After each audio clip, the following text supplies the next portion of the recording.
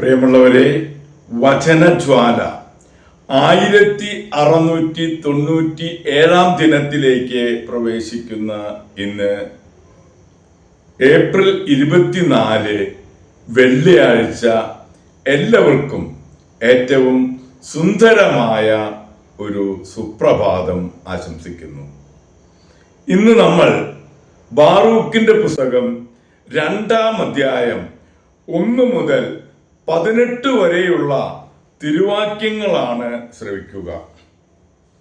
അതിനാൽ ഞങ്ങൾക്കെതിരെ ഇസ്രായേലിൽ ന്യായപാലനം നടത്തിയ ന്യായാധിപന്മാർക്കും രാജാക്കന്മാർക്കും പ്രഭുക്കന്മാർക്കും ഇസ്രായേലിലെയും യൂദയായിലെയും ജനത്തിനും എതിരെ കർത്താവ് അരുളി ചെയ്ത വാക്കുകൾ അവിടുന്ന് നിറവേറ്റി.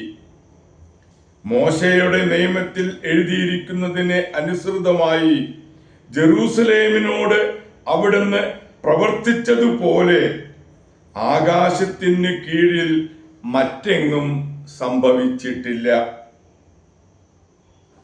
ഒരുവൻ തന്റെ പുത്രന്റെയും മറ്റൊരുവൻ തന്റെ പുത്രിയുടെയും മാംസം ഭക്ഷിക്കുമെന്ന് ഞങ്ങളെ കുറിച്ച് അതിൽ എഴുതിയിരിക്കുന്നു. ചുറ്റുമുള്ള രാജ്യങ്ങൾക്ക് അവിടുന്ന് ഞങ്ങളെ അധീനരാക്കുകയും സമീപവാസികളായ ജനതകളുടെ ഇടയിൽ ഞങ്ങളെ ചിതറിക്കുകയും ചെയ്തു. ഞങ്ങൾ അവരുടെ പരിഹാസത്തിനും നിന്ദയ്ക്കും പാത്രമായി.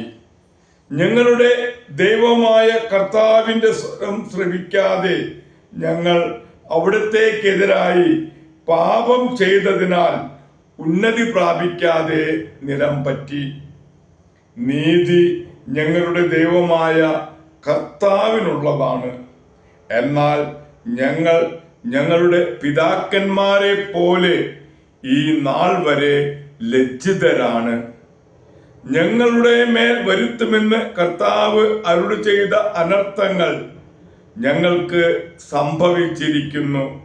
എന്നിട്ടും ഞങ്ങൾ ഞങ്ങളുടെ ദുഷ്ടഹൃദയങ്ങളുടെ വിചാരങ്ങളിൽ നിന്ന് പിന്തിരിഞ്ഞ് കർത്താവിന്റെ പ്രീതിക്കായി യാചിച്ചില്ല. കർത്താവ് അനർത്ഥങ്ങൾ ഒരുക്കി ഞങ്ങളുടെ മേൽ വരുത്തി. ഞങ്ങളോട് ചെയ്യാൻ അവിടുന്ന് കൽപ്പിച്ച എല്ലാ കാര്യങ്ങളിലും അവിടുന്ന് നീതിമാനാണ്. എന്നിട്ടും ഞങ്ങൾ അവിടുത്തെ സ്വരം ശ്രവിക്കുകയോ അവിടുന്ന് ഞങ്ങൾക്ക് തന്ന ചട്ടങ്ങൾ അനുസരിക്കാൻ കൂട്ടാക്കുകയോ ചെയ്തില്ല. മോചനത്തിനു വേണ്ടി പ്രാർത്ഥന. ഇസ്രായേലിന്റെ ദൈവമായ കർത്താവേ, അങ്ങ് കരുത്തുറ്റ കരത്താലും അത്ഭുതങ്ങളാലും അടയാളങ്ങളാലും മഹാശക്തിയാലും നീട്ടിയ ഭുജത്താലും അവിടുത്തെ ജനത്തെ ഈജിപ്ത് ദേശത്ത് നിന്ന് മോചിപ്പിക്കുകയും അങ്ങനെ അങ്ങേക്ക് ഇന്നും നിലനിൽക്കുന്ന ഒരു നാമം നേടുകയും ചെയ്തു. ഞങ്ങൾ അധർമ്മം പ്രവർത്തിച്ചു, ഞങ്ങളുടെ കൽപ്പനകൾ ലംഘിച്ചു. ഞങ്ങൾ കുറച്ചുപേർ മാത്രമേ അവശേഷിച്ചിട്ടുള്ളൂ. അങ്ങയുടെ കോപം പിൻവലിക്കണമേ. കർത്താവേ, ഞങ്ങളുടെ പ്രാർത്ഥനകളും യാചനകളും ശ്രവിക്കണമേ.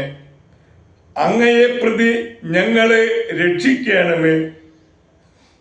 പ്രവാസത്തിലേക്ക് ഞങ്ങളെ കൊണ്ടുപോയവർക്ക് ഞങ്ങളോട് പ്രീതി തോന്നാൻ ഇടയാക്കണമേ.